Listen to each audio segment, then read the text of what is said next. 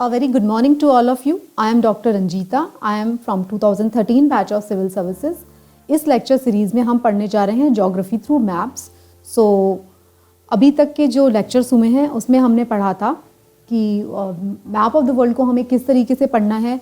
Map of the world में हम किस किस चीज़ को फोकस करेंगे. मैंने आपको बताया था कि कितने कॉन्टिनेंट्स हैं, कितने ओशंस हैं, नदर्न हेमिस्फीयर की क्या स्पेशलिटी है, सदर्न हेमिस्फीयर की क्या स्पेशलिटी है. मैंने आपको 4 इंपॉर्टेंट लाइन्स दिखाई थी. तो today we are just heading towards further advancement. थोड़ा सा और आगे चलेंगे. मैप ऑफ द वर्ल्ड को हम थोड़ा सा और डिटेल में देखेंगे. So let's start. आपने इस मैप को देख के इतना और जानते हैं आप कि किस किस ओशन का शेप किस तरीके से है. पैसिफिक ओशन का शेप रोम्बॉइड है और अटलांटिक ओशन का शेप जो है this is S shape. Triangular shape ocean कौन सा है? Indian ocean. आर्कटिक जो है वो नॉर्थ पोल पर है और सदर्न ओशन जो है एक कॉन्टिन्यूसली फ्लोइंग ओशन है which is all around Antarctica.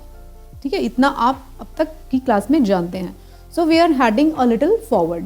तो अब अगर हम देखते हैं तो हमने एक चीज़ अभी तक मिस कर दिया था. हम ये देखते हैं इस कॉन्टिनेंट्स में हमने देख लिया कि देयर आर 7 कॉन्टिनेंट्स. अभी तक की क्लास से हम जानते हैं देयर आर 7 कॉन्टिनेंट्स. ठीक है, अब 7 कॉन्टिनेंट्स तो हम जानते हैं इस मैप को देख के. तो एक बार हम उसको ऑर्डर में अरेंज कर लेते हैं कि उसमें सबसे बड़ा कॉन्टिनेंट कौन सा है और सबसे छोटा कौन सा है. देखिए, I won't suggest to remember it through any mnemonics. Mnemonics होते हैं कुछ ऐसे आप कुछ ऐसे लॉजिकल डायलॉग्स या इलॉजिकल ऑल्सो समटाइम आप अपने दिमाग में फॉर्म कर लेते हैं और उसके थ्रू चीज़ों को लर्न करने की कोशिश करते हैं. तो I will strongly discourage to use mnemonics. मैं फिर से यही कहूँगी, किसी निमोनिक्स के थ्रू आपको चीज़ों को लर्न नहीं करना है.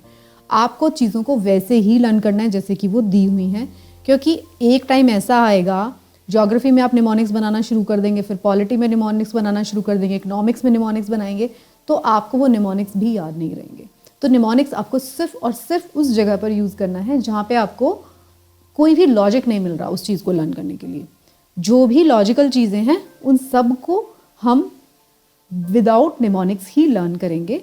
क्योंकि आप अगर 5-6 बार एक ही नाम को बार बार रिपीट करेंगे तो आपको वो लर्न हो जाएगा, ट्रस्ट मी. तो चलिए, सबसे पहला कॉन्टिनेंट जो सबसे लार्जेस्ट है दैट इज़ एशिया. मैं लिखते जा रही हूँ फर्स्ट नंबर दिया हमने एशिया को, राइट. सेकेंड लार्जेस्ट कॉन्टिनेंट कौन सा है? अफ्रीका. देखो, इस मैप में दिखाई नहीं दे रहा है. इस मैप को आप समझने की कोशिश मत करिए, इसको स्केल मत करिए.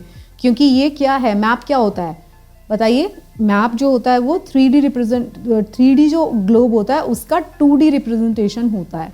तो 2D में हमें बनाने में वो डिस्टॉर्शन होती है. तो अगर आपको लग रहा होगा कि अफ्रीका छोटा दिखाई दे रहा है, नॉर्थ अमेरिका बड़ा दिखाई दे रहा है, तो ऐसा नहीं है. अफ्रीका ही सेकेंड लार्जेस्ट कॉन्टिनेंट है. थर्ड लार्जेस्ट है नॉर्थ अमेरिका. फोर्थ है साउथ अमेरिका. फिफ्थ क्या है? फिफ्थ है अंटार्कटिका. 6 क्या है? यूरोप. और 7 क्या है? Australia, which is also includes New Zealand, Oceania. और यहाँ पर कुछ आइलैंड्स हैं वो भी इसमें इंक्लूड होते हैं. तो दिस इज़ द ऑर्डर. तो ऑर्डर क्या क्या देखा हमने? Asia, then North America, Asia, then Africa, then North America, then South America, then Antarctica, then what? Europe, and last is Australia. So this is the order. इसमें आपको कोई mnemonic use नहीं करना, आपको समझना ही है. एशिया सबसे बड़ा कॉन्टिनेंट है, उसके बाद अफ्रीका है, फिर नॉर्थ अमेरिका है, फिर साउथ अमेरिका है, फिर अंटार्कटिका है, फिर यूरोप है और फिर ऑस्ट्रेलिया है. अगर आप 5 बार इसको रिपीट मोड में पढ़ लेंगे तो यू विल रिमेंबर दिस. और रिमेंबर करने की भी ज़रूरत नहीं पड़ेगी. जब आप मैप प्रैक्टिस करेंगे, रोज़ अगर आप मैप प्रैक्टिस करेंगे, आपको अपने आप से याद रहेगा कि सबसे बड़ा कॉन्टिनेंट हमारा एशिया है, फिर अफ्रीका होता है, फिर नॉर्थ अमेरिका, फिर साउथ अमेरिका, फिर अंटार्कटिका, फिर यूरोप, फिर ऑस्ट्रेलिया. तो आपको ये याद रहेगा. सो आ गया. So we are moving towards next slide. देखो, इसमें यही लिखा हुआ है मैंने, Asia, Africa, North America, South America, Antarctica, Europe and Australia. So you remember this. आप अभी तक के लेक्चर में देख चुके हैं कि हमने ऑर्डर लर्न कर लिया था.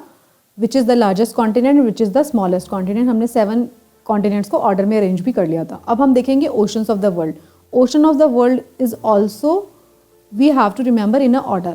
आप जब भी मैप लर्न करेंगे या कोई भी चीज़ लर्न करेंगे तो हमेशा एक ऑर्डर फॉलो करेंगे। तो इसमें ऑर्डर है Pacific, Atlantic, Indian, southern and Arctic. This is the order. अब आप मैप पे देख लीजिए, जो पैसिफिक ओशन है this is the largest ocean, this is Pacific. तो Pacific is the largest ocean, Atlantic second largest, फिर Indian, third is southern and fifth is Arctic ocean. ठीक है, Arctic ocean which is at North Pole. तो Pacific, Atlantic, Indian, southern, Arctic.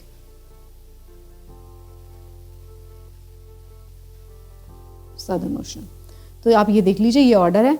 देखिए Pacific ocean सबसे बड़ा ocean है, Atlantic उसके बाद है, फिर इंडियन ओशन है, फिर सदर्न ओशन है एंड देन आर्कटिक ओशन।